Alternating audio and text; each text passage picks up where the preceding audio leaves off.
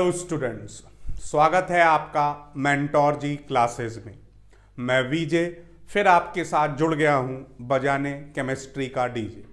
बच्चों, chemistry class 10th ICSE board आपका exam जल्दी ही आपकी तरफ अप्रोच कर रहा है और इससे रिलेटेड हम बहुत इम्पॉर्टेंट सेशंस कवर कर रहे हैं जिसका नाम है ऑर्गेनिक केमिस्ट्री, जो 10 मार्क्स से ज़्यादा की वेटेज रखती है। तो आज लगभग अगले 10 से 15 मिनट में हम इसको कंप्लीट कर देंगे। Then we start mole concept, और जो कि फिर एक बहुत इम्पॉर्टेंट और बहुत ही कॉम्प्लिकेटेड आपका पोर्शन है जिसमें से 10 मार्क्स का बोर्ड में से आता ही आता है। तो कल हमने कवर कर लिया था आपका एल्कोहल तक, और आज हम उसमें आगे लास्ट की तरफ बढ़ रहे हैं, and that is carboxylic acid. लेकिन एल्कोहल में एक और बड़ा इंपॉर्टेंट पॉइंट है जो आपको कवर करना है, जो आपको समझना है, एंड दैट इज 3 तरीके के एल्कोहल होते हैं। एक होता है आपका एब्सोल्यूट एल्कोहल। एल्कोहल 3 फॉर्म है। एक है आपका एब्सोल्यूट एल्कोहल, एक है डीनेचर्ड एल्कोहल,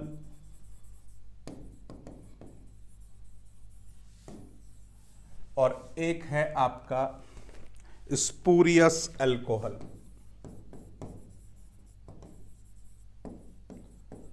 इनके ऊपर आपके एमसीक्यू बेस्ड क्वेश्चन पूछे जा सकते हैं।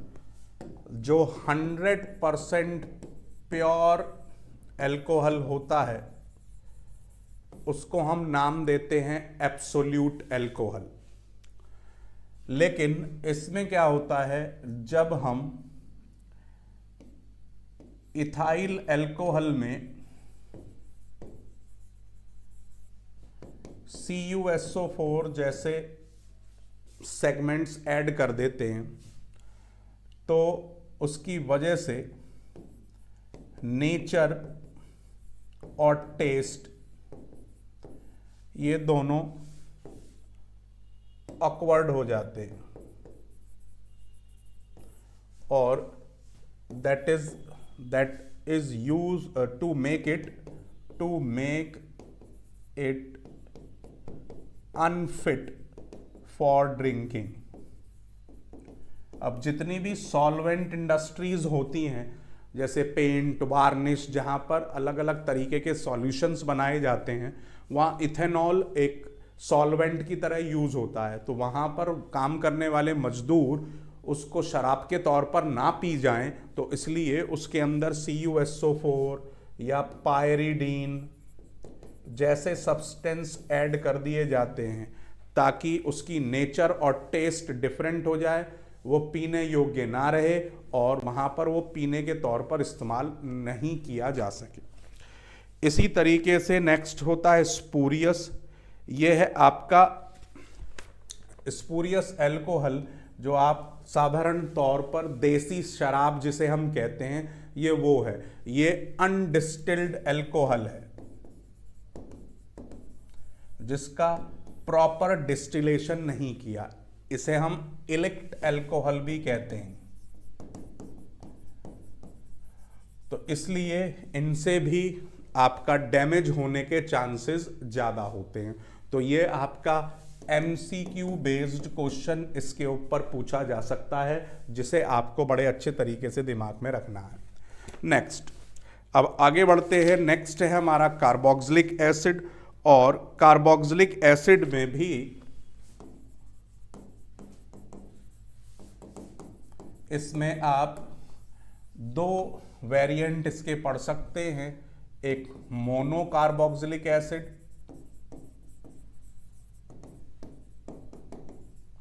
और एक di carboxylic acid. Monocarboxylic acid जैसे कि हो गए आपके HCOOH, CH3COOH, और डाई कार्बोक्सिलिक एसिड जैसे हो गया आपका COOH, COH जिसे हम कहते हैं ऑक्सैलिक एसिड, या IUPAC नेम हो जाएगा इसका इथेन 1,2-डाइओइक एसिड, ओइक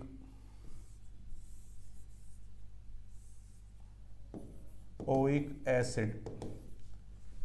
ठीक है जी, तो इस तरीके से ये कार्बोक्सिलिक एसिड हो गया आपका। अब इसके आपके 4 वेरिएंट होंगे। जैसे सबसे पहला इसका HCOOH, दूसरा CH3COOH, तीसरा CH3CH2COOH और चौथा CH3CH2CH2COOH। अब इनके कॉमन नेम बहुत पूछे जाते हैं तो वो भी हमें ध्यान में रखने होंगे। इसको हम कहते हैं फॉर्मिक एसिड, क्योंकि ये चींटी से के डंग से निकाला जाता है। फॉर्मा मीन्स एंट। और ये हो गया आपका एसिटिक एसिड, ये हो गया आपका प्रोपियोनिक एसिड, और ये हो गया आपका ब्यूटायरिक एसिड। अब इसके IUPAC नेम की बात करते हैं इनके। तो IUPAC नेम में इसे हम कहेंगे मिथेन, और इसके साथ जुड़ जाएगा आपका E हटाकर ओइक एसिड। तो ये हो गया जी आपका मिथेनोइक एसिड। इसमें 2 कार्बन है तो इथेन, E हटाकर इसमें जुड़ जाएगा ओइक एसिड, तो ये हो गया इथेनोइक एसिड। इसी तरीके से इसके अंदर 3 कार्बन हैं तो प्रोपेन। अब E हटाकर इसके साथ जुड़ जाएगा ओइक एसिड, और इसी तरीके से ये है आपका ब्यूटेन। तो ब्यूटेन में से E हटाकर जुड़ जाएगा ओइक एसिड, तो दैट बिकम ब्यूटेनोइक एसिड। तो इस तरीके से ये इसके IUPAC नेम और आपका इसकी अब मेन आपका सिलेबस में है एसिटिक एसिड। तो एसिटिक एसिड की हम बात करें तो सिंपल इसकी स्ट्रक्चर। अब एसिड के अंदर ये बात आपको ध्यान में रखनी है, कार्बन के साथ एक ऑक्सीजन तो डबल बॉन्ड बनाएगी और दूसरी ऑक्सीजन सिंगल बॉन्ड बनाएगी, और वही सिंगल बॉन्ड बनाने वाली ऑक्सीजन दूसरे के मतलब हाइड्रोजन के साथ सिंगल बॉन्ड बनाएगी। ठीक है जी।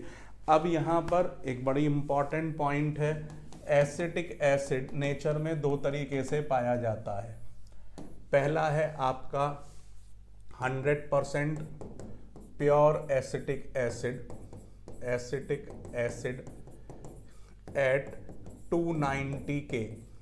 ठीक है जी, इसको हम कहते हैं ग्लेशियल एसिटिक एसिड, क्योंकि ये बिल्कुल ग्लेशियर जैसा, जैसे पहाड़ों पर बर्फ जम जाती है ग्लेशियर बन जाते हैं, उसकी तरह दिखाई देता है, इसलिए इसका नाम ग्लेशियल एसिटिक एसिड हो जाता है। दूसरा होता है 5 to 8% aqueous solution of acetic acid, कि अगर हम एसिटिक एसिड के में उसके 5 से 8 ml को 5 to 8 ml of acetic acid उसमें हम डिज़ोल्व कर दें 92 to 95 ml वाटर, तो जो बनेगा उसे हम कहेंगे विनेगर,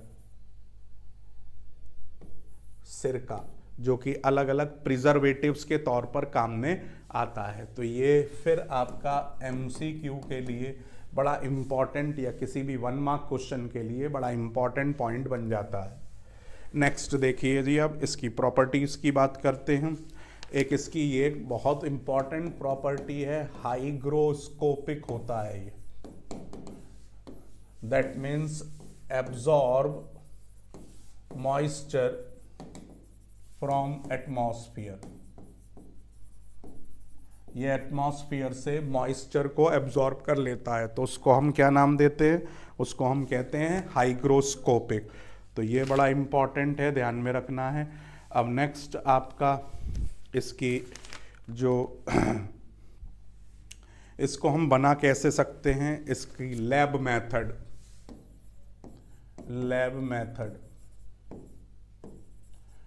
बड़ा इम्पॉर्टेंट है, यूनिक है, देखिए इसे, ये बहुत ज़रूरी है। इसमें हम क्या लेंगे, CH3CH2OH लेंगे, ठीक है जी। और इसकी रिएक्शन कराएंगे हम आपका KMnO4, एसिडिफाइड KMnO4 या एल्केलाइन KMnO4, किसी को भी आप ले सकते हैं, एसिडिफाइड पोटेशियम परमैंगनेट या एल्केलाइन पोटेशियम परमैंगनेट। तो ये हमें क्या प्रोड्यूस करेगा, ये हमें देगा नेसेंट ऑक्सीजन, क्योंकि ये ऑक्सीडाइजिंग एजेंट हैं। ये क्या हैं दोनों, ये दोनों हैं ऑक्सीडाइजिंग एजेंट। तो होगा क्या, ये H2O निकल जाएगा, there is elimination of H2O, और ये जो दो ऑक्सीजन हैं, ये दो ऑक्सीजन इसकी जगह आ जाएंगे। तो यहाँ पर ये दो ऑक्सीजन आ गए और बाकी हम CH3COOH इसी तरीके से लिख देंगे और हमें क्या मिल जाएगा, इथेनॉल से हमें क्या मिल गया, एसिटिक एसिड मिल गया। और ये इसी तरीके से ये बनाया जाता है। समझ में आ रही है बात। अब इसमें एक चीज़ और भी ध्यान रखनी है, that is of purple colour, और ये यहाँ पर बनने के बाद क्या हो जाएगा, कलरलेस हो जाएगा। तो ये एक बड़ा इम्पॉर्टेंट रिएक्शन है जो एग्जाम में आपसे पूछा जा सकता है। समझ में आ रही है जी बात। नेक्स्ट देखिए जी, अब नेक्स्ट इसकी केमिकल प्रॉपर्टीज की बात करते हैं। अब इसके अंदर भी CH3COOH, अब इसमें हम सोडियम डाल देंगे अगर, तो इसमें भी सेम रिएक्शन होगी जैसे एल्कोहल्स के अंदर होती है।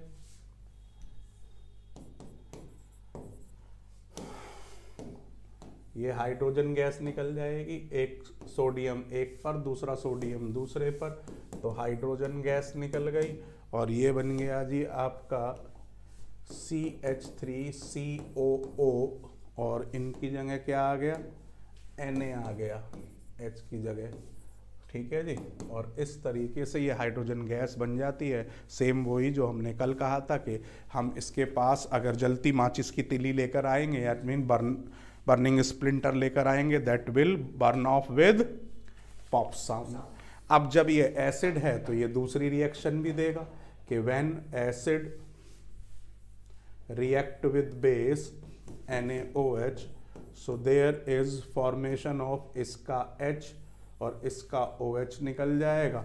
तो क्या बन जाएगा आपका CH3COONA बन जाएगा और H2O बन जाएगा। तो ये एक न्यूट्रलाइजेशन रिएक्शन हो गई कि when acid react with a base there is formation of a salt and water.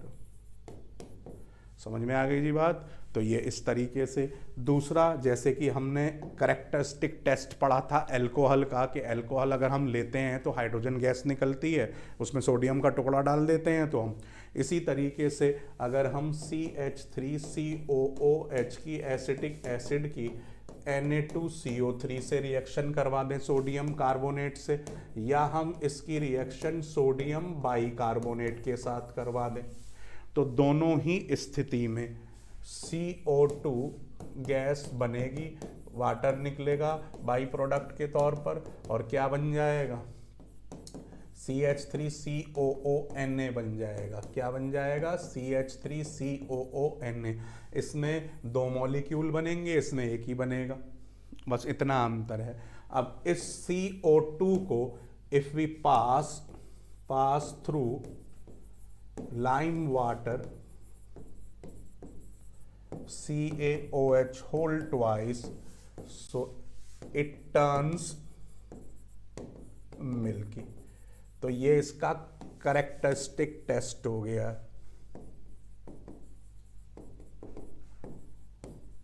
ठीक है जी, ये इसका क्या हो गया, कैरेक्टरिस्टिक टेस्ट हो गया। तो कैरेक्टरिस्टिक टेस्ट आपका एल्कोहल का सोडियम का टुकड़ा डालने से हाइड्रोजन गैस का निकलना, इसका कैरेक्टरिस्टिक टेस्ट सोडियम बाइकार्बोनेट या सोडियम कार्बोनेट को डालकर CO2 का निकलना। ठीक है जी, समझ में आ रही है बात। और एस्टरिफिकेशन कल हम कर ही चुके हैं, कल आपको बताया था एस्टर का बनना, वो सेम रिएक्शन ये भी शो करेगा, तो दोबारा नहीं बता रहा हूँ, वो मैं कल डिस्कस कर चुका हूँ आपके साथ। अब दूसरा बड़ा इम्पॉर्टेंट हमने लिए 2 मॉलिक्यूल CH3COOH के, इनको हमने P2O5 फॉस्फोरस पेंटाऑक्साइड की प्रेजेंस में इसको हीट किया, तो क्या होगा, एक का O दूसरे का H, और ये एक दूसरे के साथ इस तरीके से ये H2O निकल गया और ये बन गया एसिटिक एनहाइड्राइड।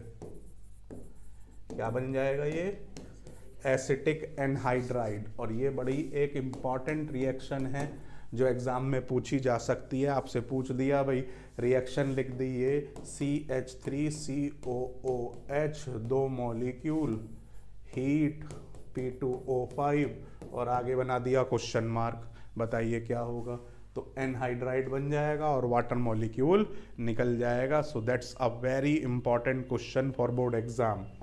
नेक्स्ट देखिए जी, अब नेक्स्ट आता है जी, इसके अंदर आपका रिडक्शन लास्ट रिएक्शन है इसकी, कि हमने CH3COOH लिया और इसको हमने LiAlH4 के साथ रिएक्शन करवा दी, लिथियम एल्यूमिनियम हाइड्राइड। ठीक है जी, तो ये लिथियम एल्यूमिनियम हाइड्राइड क्या देगा, ये नेसेंट हाइड्रोजन देगा। क्या देगा, नेसेंट हाइड्रोजन देगा। क्या देगा, नेसेंट हाइड्रोजन देगा। ठीक है जी, अब इस नेसेंट हाइड्रोजन से क्या होगा भैया, जो आपका इनमें से एक H2O निकल जाएगा। ठीक है जी, क्या निकल जाएगा, H2O। H2O एलिमिनेट होने के बाद ये बन जाएगा CH3CH2OH। ये 4 हाइड्रोजन इसके साथ जुड़ जाएंगी भाई, H2O निकलने के बाद 4 हाइड्रोजन इसके साथ जुड़ जाएंगी। ठीक है, समझ में आ रही है बात। अब कैसे हुआ ये, इसको इस तरीके से लिख लो। देखो ये आपका, ये देखो ये आपने एक H, देखो इस तरीके से लिखते हैं इसे COOH, तो भैया जी इसका तो ये, इसको इस तरीके से दिखा लो CH2H, तो ये HOH, इस तरीके से तो ये निकल गया H2O। ठीक है जी, अब एक तो H इसके साथ आ गया। ठीक है जी, एक H इसके साथ आ गया और 2 H C के साथ आ गए, तो CH3CH2OH बन गया। समझ में आ रही है जी बात। तो इस तरीके से ये आपका क्वेश्चन बन जाते हैं। अब एग्जाम में आपका एक बड़ा इंपॉर्टेंट क्वेश्चन है जो बहुत आता है ऑर्गेनिक केमिस्ट्री में, और वो है कन्वर्जन्स। ये एक बड़ा सेट क्वेश्चन है जो हर साल एग्जाम में आता है किसी ना किसी फॉर्म में। अब जैसे कि एक कन्वर्जन आपसे पूछ लिया कि भाई प्रिपेयर करिए ethyl chloride two ethyl alcohol. ठीक है जी, आपसे क्या कह दिया, convert ethyl chloride two ethyl alcohol. तो इथाइल क्लोराइड को हमें इथाइल एल्कोहल में बदलना है। क्या करेंगे, अब देखो जी CH3CH2Cl, इसके साथ रिएक्शन कराएंगे हम KOH की, किसकी, एक्वस की। किसकी रिएक्शन कराएंगे, KOS एक्वस की। तो इसमें क्या होगा, KCl निकल जाएगा, KCl निकल जाएगा और क्या बन जाएगा, CH3CH2OH। ठीक है जी, एक न वो एल्कीन बनता, वो फिर एल्कीन बन जाएगा। एल्कीन नहीं बनाना ना हमें, एल्कोहल बनाना है। अगर एक्वस लोगे तो एल्कोहल बनेगा, और हॉट कंसंट्रेटेड एल्कोहलिक लोगे तो एल्कीन बनेगा। ठीक है जी, इसी तरीके से दूसरा है आपका, दूसरा क्वेश्चन ये कह रहे हैं इथाइल क्लोराइड टू इथीन। अब आ गया देखो, अब यूज करेंगे आप वो इथाइल क्लोराइड टू इथीन कह रहा है। अब आप जो कह रहे थे वो यूज करेंगे। हमने ले लिया यहां पर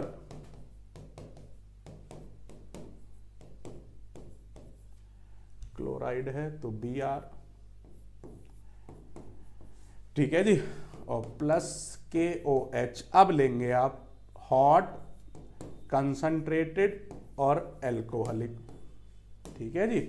अब इसमें क्या होगा भैया, पहले तो KCl निकल गया, फिर दूसरा आपका इसका एक H और ये OH निकल गया, H2O, और अब आपका क्या बचा, CH2 डबल बॉन्ड CH2 बटा इथीन। तो इस तरीके से आप ये बनाएंगे। तो अब आप देख रहे हैं KOH को दो अलग अलग कंडीशन में यूज करने से प्रोडक्ट अलग अलग बन रहे हैं, और ये बड़ा इंपॉर्टेंट है, बहुत आता है एग्जाम के अंदर, बहुत ही, कि अगर आप एक्वस लेंगे तो अल्कोहल बनेगा, और अगर आप KOH लेंगे हॉट, कंसंट्रेटेड और एल्कोहलिक तो आपका इथीन बनेगा। अब नेक्स्ट ये कह रहे हैं इथीन टू इथाइल अल्कोहल। अब इसमें कल हमने एडिशन रिएक्शन पढ़ी थी, वही सेम करना है, CH2 double bond CH2 plus HOH। तो अब इसमें क्या होगा, हमने कल पढ़ा था इनके बीच का बॉन्ड टूटेगा, यहां पर ये पाई बॉन्ड टूटेगा, एक हाइड्रोजन एक कार्बन पर, OH ग्रुप दूसरे कार्बन पर, and we get CH3 CH2OH, that is addition reaction. ये एडिशन रिएक्शन हो गई आपकी। तो ये एक बड़ा कॉमन क्वेश्चन है जो आपसे पूछा जाता है। अब इसी तरीके से ये एक और बड़ा भाई बहुत अच्छा क्वेश्चन है कि आपसे कह दिया कि जी ethyl alcohol to ethene, ethyl alcohol से इथीन बनाओ, तो आपने पढ़ी है डिहाइड्रेशन रिएक्शन, वो यूज करनी है इसमें।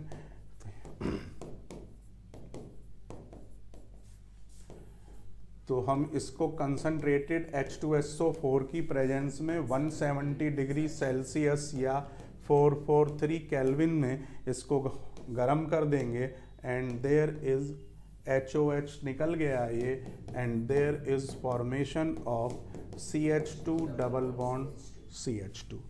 समझ में आ रही है जी बात। तो इस तरीके से ये बड़े इंपॉर्टेंट क्वेश्चन है बच्चों। 3 नंबर का तो मैंने 2 नंबर का या 3 नंबर का हर साल आता है ये क्वेश्चन।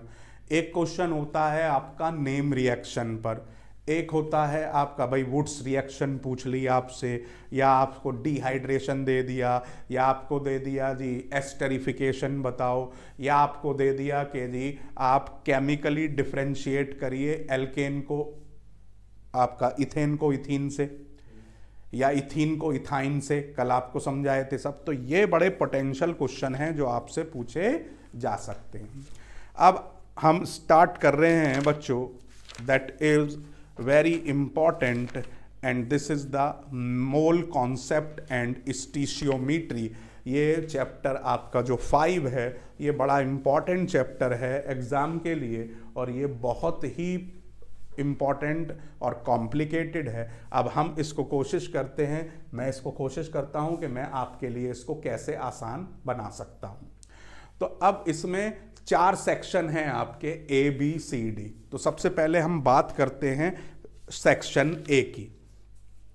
तो सेक्शन A में सबसे पहले जो क्वेश्चन आते हैं वो स्टीशियोमीट्री पर आते हैं, ठीक है।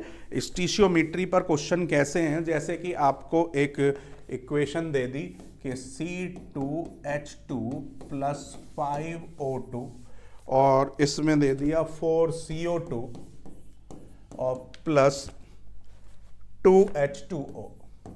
ये एक आपको इक्वेशन दे रखी है क्वेश्चन में, और इस इक्वेशन में अब इसमें ध्यान रखना है, अगर इक्वेशन बैलेंस्ड नहीं है तो we have to balance the equation, ठीक है जी। अब क्वेश्चन में ये कह रहे हैं कि what volume of oxygen, what volume of oxygen would be required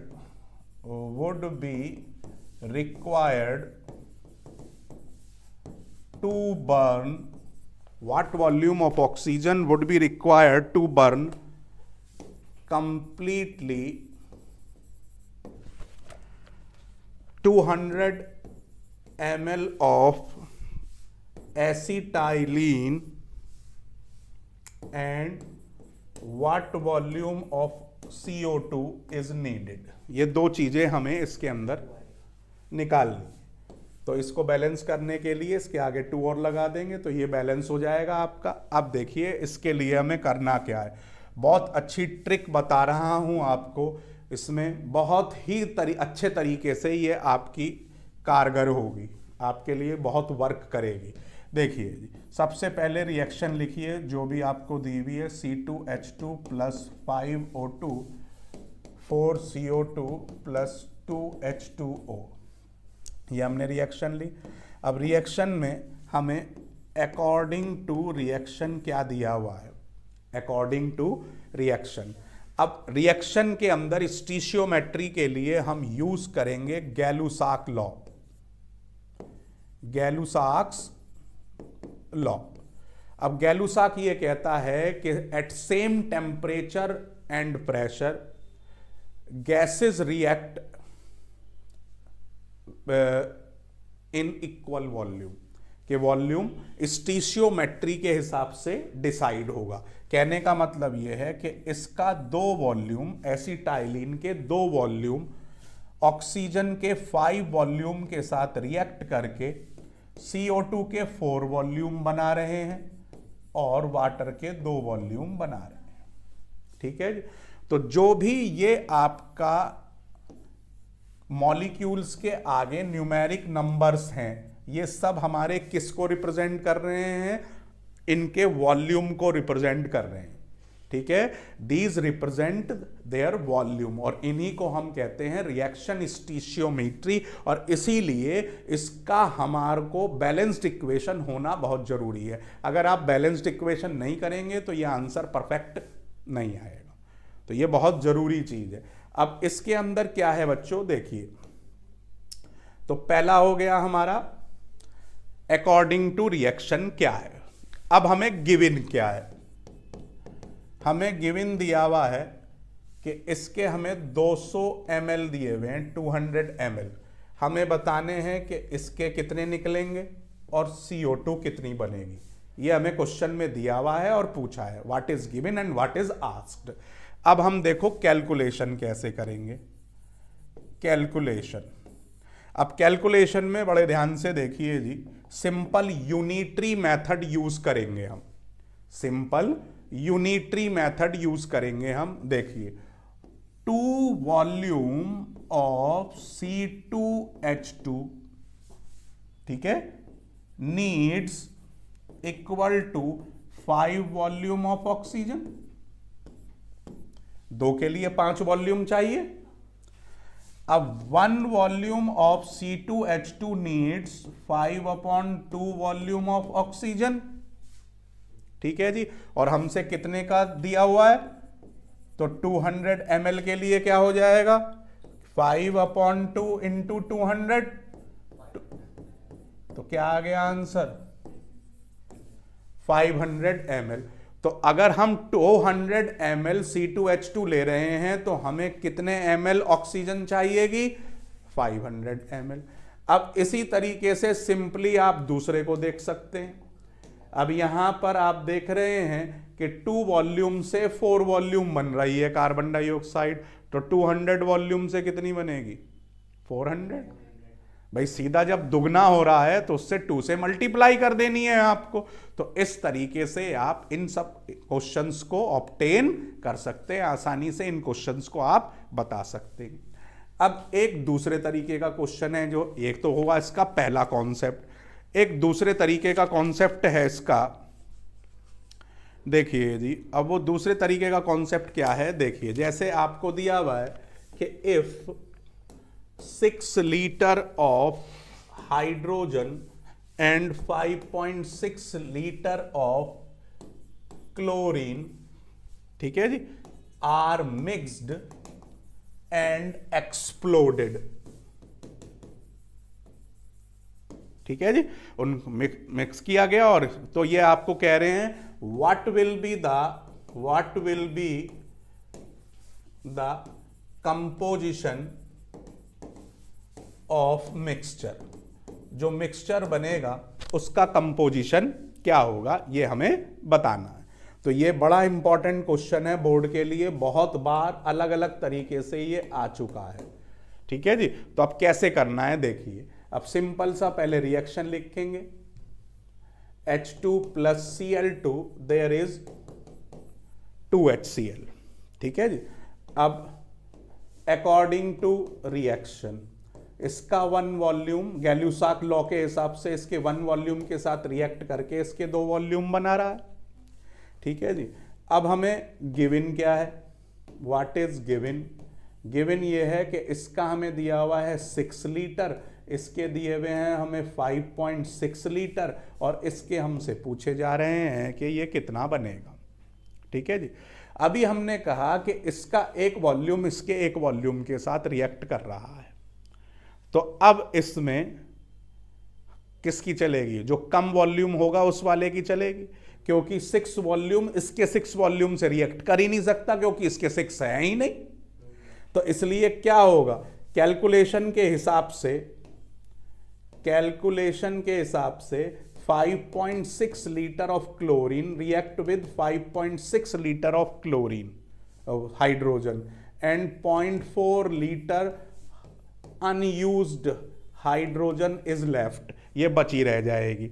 समझ में आ रही है बात? अब इसके हिसाब से दुगना बन रहा है, तो 2 इंटू 5.6 दैट मीन्स 11.2 लीटर आपका हाइड्रोजन क्लोराइड गैस और हाइड्रोजन क्लोराइड बनेगा।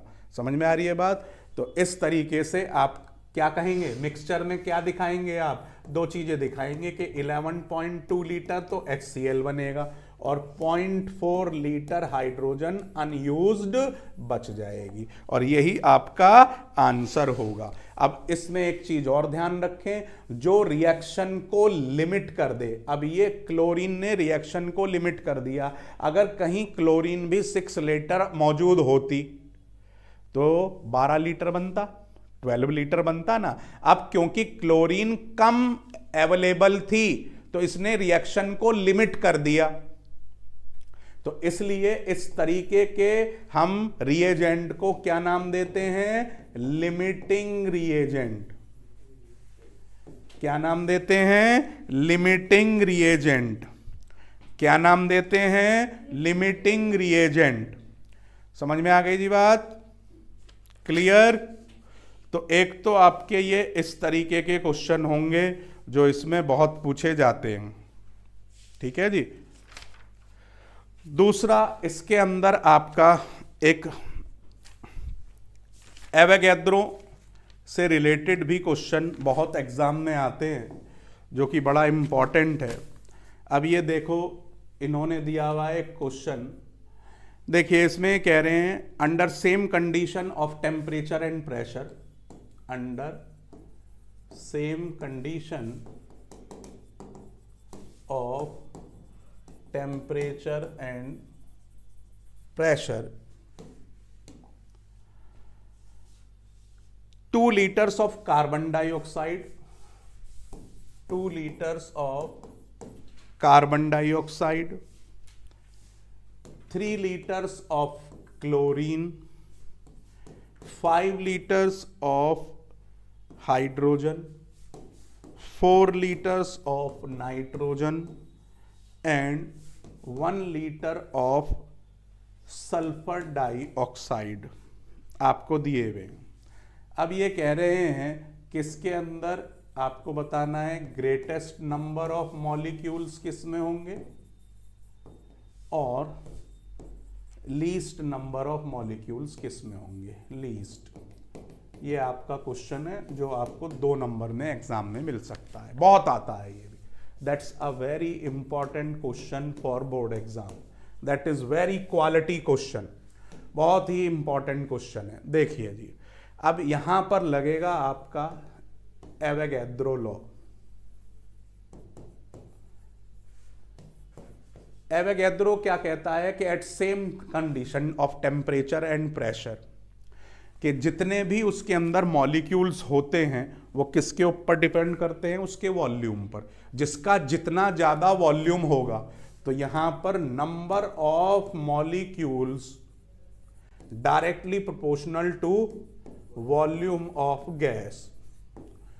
ठीक है, ये गैसियस, अब आप चाहे गैलुसाक लॉ की बात करें चाहे आप एवोगैड्रो लॉ की बात करें, दोनों ही लॉ में एक ही चीज है, गैस के लिए। ठीक है, तो वो गैस के लिए ही बात हो रही है। अब आप देखिए इसमें सबसे ज्यादा वॉल्यूम किसका है, तो इसलिए हाइड्रोजन का तो ग्रेटेस्ट नंबर हो जाएगा क्योंकि उसका वॉल्यूम ज्यादा है, यही सेम कॉन्सेप्ट लिखकर। और फिर दूसरी बात ये कह रहे हैं कि सबसे कम किसका है, तो इसका लीस्ट हो जाएगा।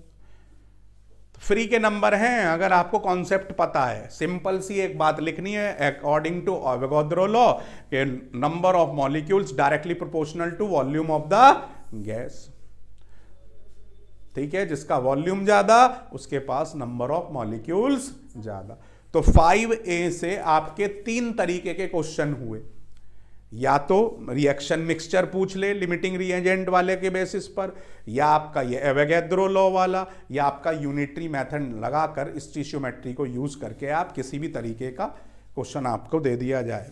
ठीक है, क्लियर। अब दूसरा आता है आपका मोल कॉन्सेप्ट।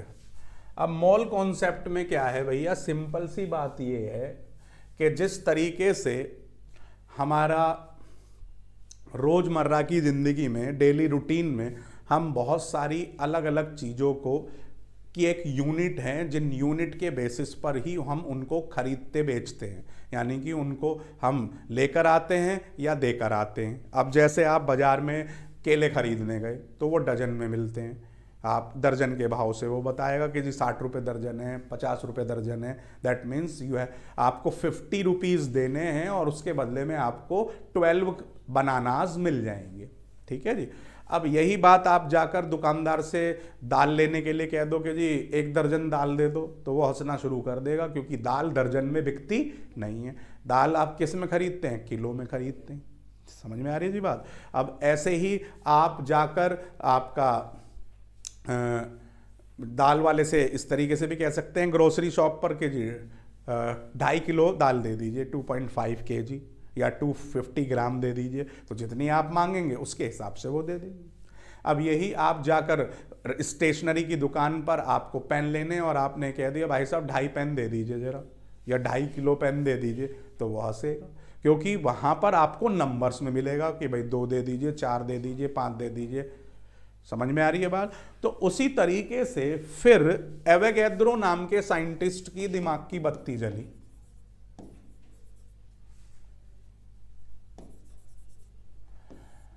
उन्होंने ये कहा कि सबका कोई ना कोई तरीका है ट्रांजैक्शन का, लेन देन का, लेकिन हमारे पास जो हमारे पार्टिकल्स हैं, यानी कि एटम्स, मॉलिक्यूल्स और आयंस, इनका कोई भी यूनिट नहीं है, इनका कोई भी लेन देन का तरीका नहीं है। तो उस तरीके को सबसे पहले किसने बताया, एवोगैड्रो ने बताया, और इसीलिए उनको सम्मान रखने के लिए इसे हम एवोगैड्रो नंबर कहते हैं या एवोगैड्रो कांस्टेंट कहते हैं, जिसकी वैल्यू होती है 6.022 इंटू 10⁻23। यह एक कांस्टेंट है। समझ में आ रही जी बात।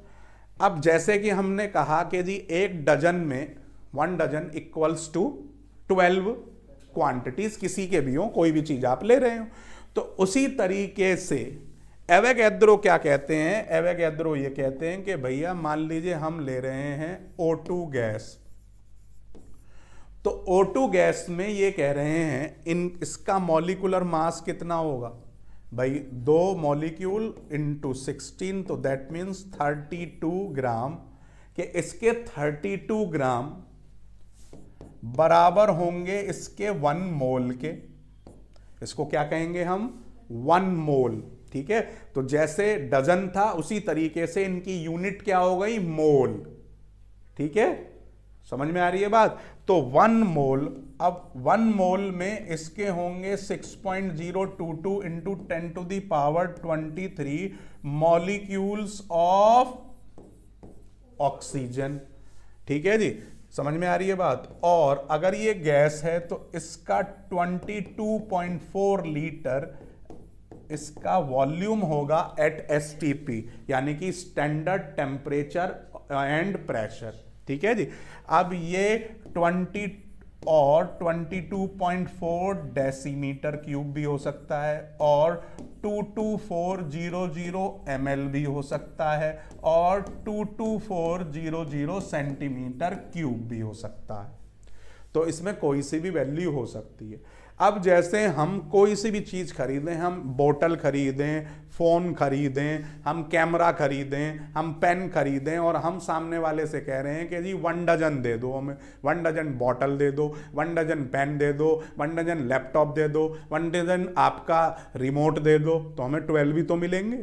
तो उसी जैसे वो 12 नंबर फिक्स्ड है, डजन का मतलब 12, समझ में आ रही है बात। उसी तरीके से एवोगैड्रो नंबर सारे के सारे एटम्स, मॉलिक्यूल्स और आयन सबके लिए फिक्स्ड है, 6.022 इंटू 10⁻23।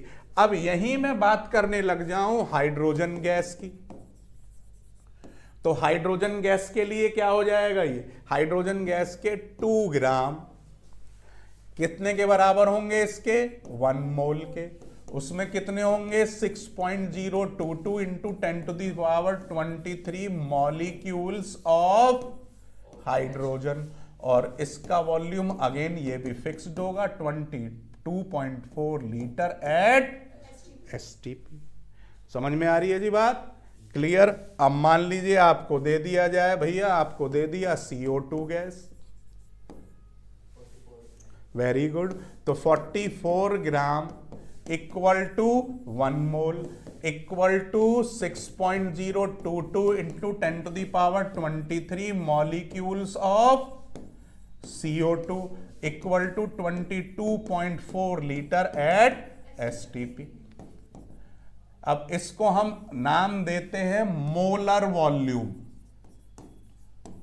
क्या नाम देते हैं इसको हम, मोलर वॉल्यूम। इसी तरीके से आपसे कह दिया जाए कि जी NH3 गैस, अमोनिया गैस, तो again 17 gram equal to 1 mole equal to 6.022 into 10⁻23 molecules of NH3 and that is equal to 22.4 litre at STP।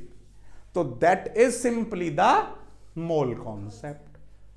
आई बात समझ में। तो ये एक सिंपल सी बात है। अब इस पर भैया इस पूरे के पूरे चैप्टर में से आपको 10 नंबर के क्वेश्चन मिलने ही मिलने हैं। अब ये 2-3 नंबर का एक क्वेश्चन इस फॉर्मेट पर मिलना है, 2-3 नंबर, 1-2 नंबर का फॉर्मेट जो अभी हमने इससे पहले वाला करा गैलुसाक लॉ और एवोगैड्रो पर। समझ में आ रही है बात। अब इसमें क्या होगा जी, देखो क्वेश्चन आपको क्या दिया जा सकता है। क्वेश्चन आपको दे दिया गया कि जी what is the mass in grams of 2.5 moles of slacked lime। ठीक है जी, आना ही आना है इस तरीके का क्वेश्चन बोर्ड में, बड़ा इंपॉर्टेंट है, बड़ी ध्यान से मेरी बात को समझ लीजिए। देखिए जी, सिंपल सा क्या कह रहे हैं, जिस भाषा में वो कह रहा है हमें उसी लैंग्वेज में हमें अपनी बात को समझना है। अब हमें यहां पर दो के बीच में रिलेशन लेना है, मोल्स और मास ग्राम के बीच में। ठीक है जी। तो अब देखिए भैया, सबसे पहले जब भी कोई भी क्वेश्चन मिले आपको सबसे पहले मॉलिक्यूलर मास निकालना है उस सब्सटेंस का, यानी कि हमें CaOH होल ट्वाइस का, slaked lime CaOH whole twice होता है, उसका मॉलिक्यूलर मास निकाल देना है। तो कैल्शियम, ये सब आपको उसमें मिलेगा। तो कैल्शियम का 40 होता है, ठीक है जी, 2 ऑक्सीजन है तो 2 ऑक्सीजन का 2 इंटू 16 और 2 हाइड्रोजन है 2 इंटू 1, तो 40 प्लस 32 प्लस 2, तो ये हो गया आपका 4 और 74 ग्राम आपका आ गया। तो अब आपने अभी पढ़ा है कि किसी के भी ग्राम मॉलिक्यूलर मास के अंदर उसके 1 मोल होते हैं, अभी हमने पढ़ा था ना। तो यानी कि 1 mole of CaOH whole twice equal to 74 gram of CaOH whole twice. हमसे पूछा गया है कितने का, तो क्या करेंगे, बस आंसर आ गया जी आपका।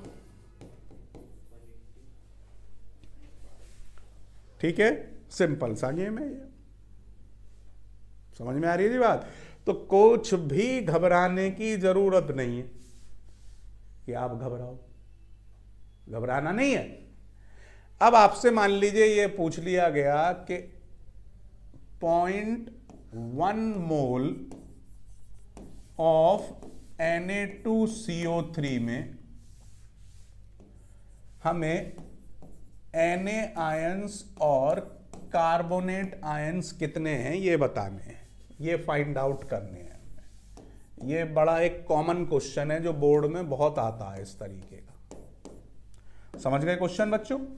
आपको Na2CO3 के 0.1 मोल्स दे रखे हैं और आपको ये बताने हैं कि इनके number of ions, number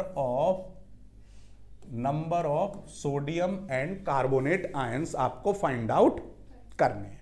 again सबसे पहला खेल क्या करना है भैया, मॉलिक्यूलर मास निकालना है।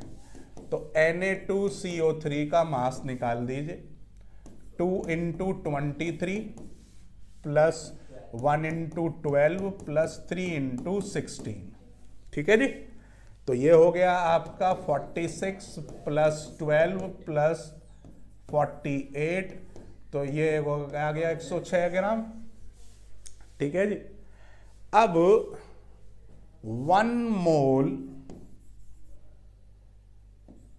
ऑफ Na2CO3 में कितने होंगे, 6.022 into 10 to the power 23 molecules of Na2CO3 होंगे इतने। तो 0.1 मोल में कितने हो जाएंगे, 0.1 से सीधी मल्टीप्लाई हो जाएगी और ये हो जाएगा आपका 6.022 इंटू 10 टू द पावर 22, एक पावर कम हो जाएगी ना, 22 मॉलिक्यूल्स ऑफ Na2CO3। अब हमें निकालने हैं आयंस।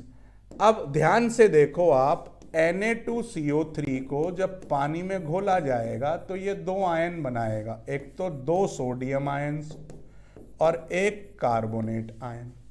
ठीक है जी, तो कार्बोनेट आयन तो इतने ही होंगे, same 6.022 into 10 to the power 22 carbonate ions बन जाएंगे।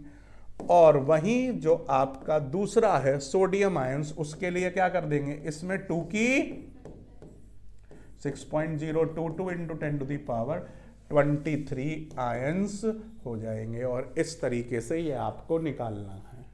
ठीक है, अब इसमें हमें इसकी जरूरत नहीं पड़ी, लेकिन पढ़ भी सकती है, हो सकता है इसके साथ कुछ और भी चीज पूछ ले।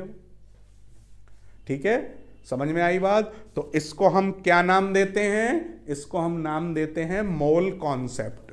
क्या नाम देते हैं, मोल कॉन्सेप्ट। तो इस तरीके के क्वेश्चन आपसे पूछे जा सकते हैं।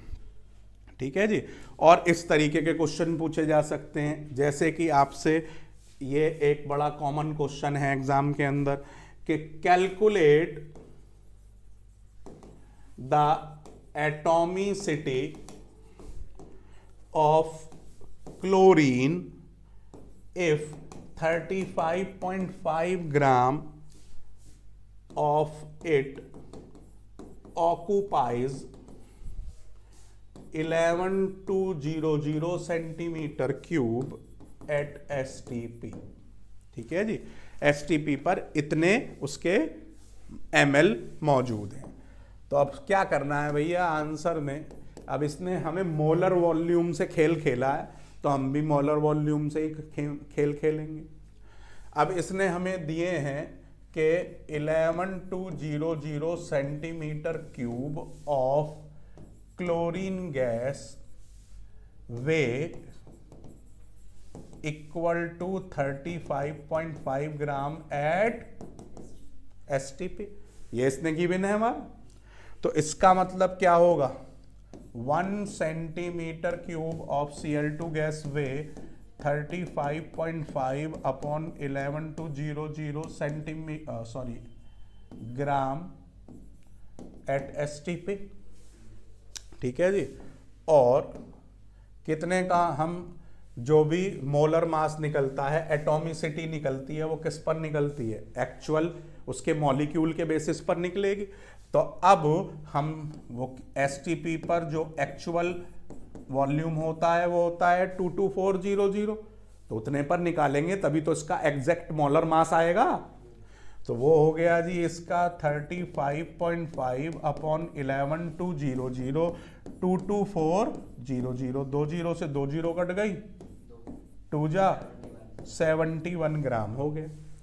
अब हमें निकालना है एटॉमिसिटी।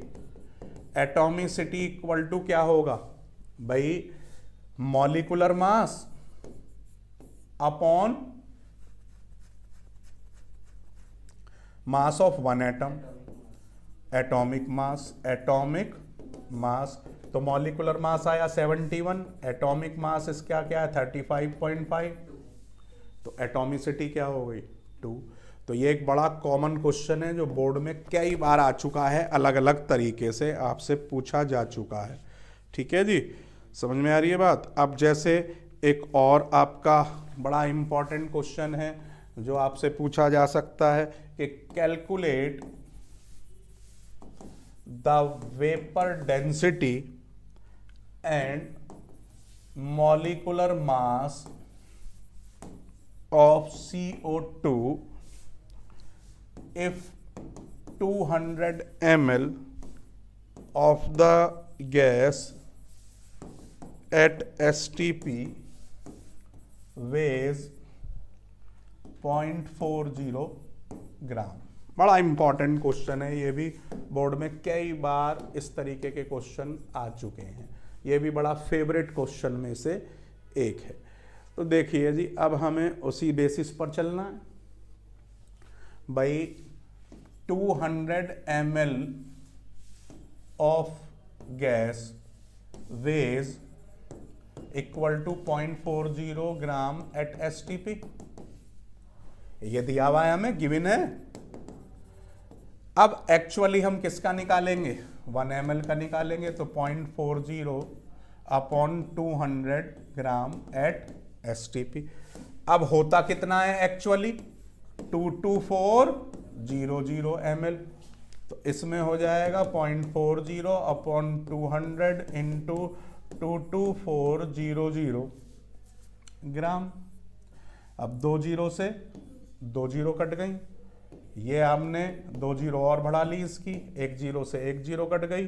ठीक है जी, 2 2 जा 4 और ये आ गया 2 चौक 8, 2 दूनी 4, 2 दूनी 4 और 10 से डिवाइड, तो दैट बिकम 44.8 ग्राम। क्या आ गया हमारे पास 44.8 ग्राम। ठीक है जी, ठीक है।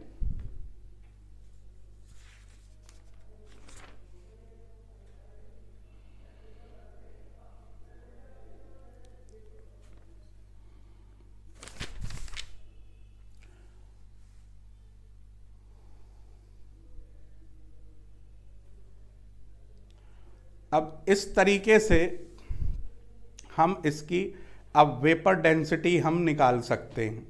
ये हमारे पास इसका एक्चुअल, ये हमारे पास तो इसका मोलर मास आ गया, लेकिन ये हमसे मोलर मास नहीं निकलवा रहा।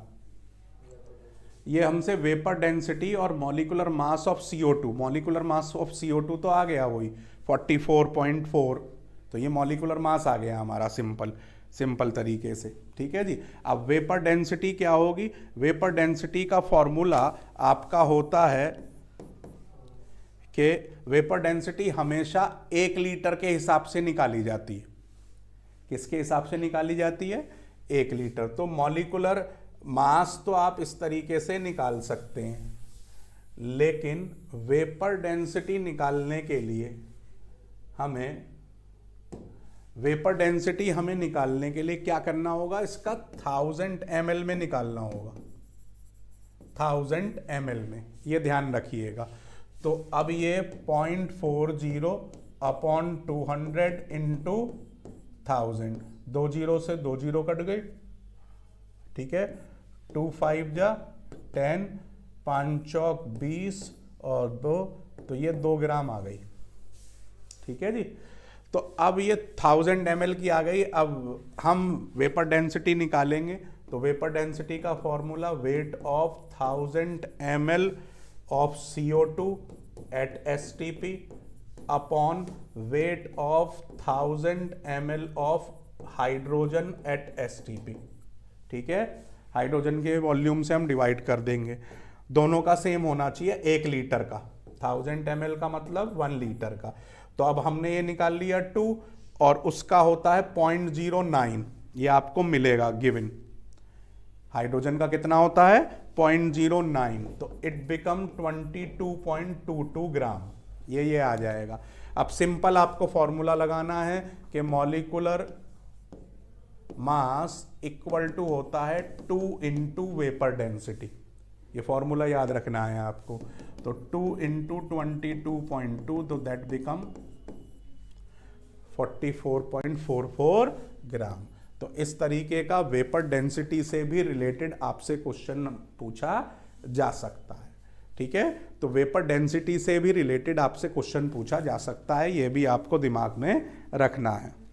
ठीक है, अब इसके अलावा जो और इसमें एक इस तरीके के क्वेश्चन भी आ जाते हैं कि जैसे आपसे पूछ लिया भाई,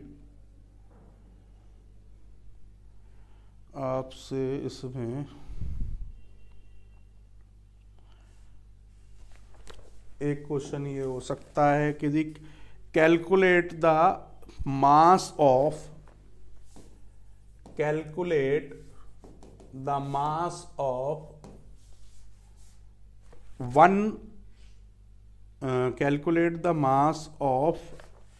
an atom of oxygen।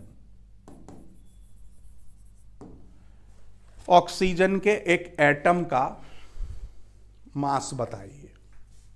ये क्वेश्चन बड़ा कॉमन क्वेश्चन है एग्जाम में, जो बहुत आता है। अब इसमें कुछ नहीं करना, आपको सिंपल सी बात रखनी है। क्या? देखिए 6.022 इंटू 10⁻23 एटम्स ऑफ ऑक्सीजन वे 16 ग्राम।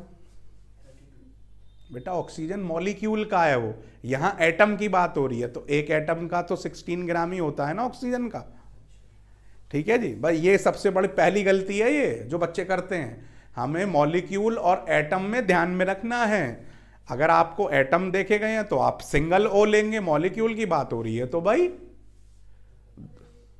और मान लीजिए ओजोन गैस कह दे तो O3। तो ये तीनों चीजों पे ध्यान रखना है।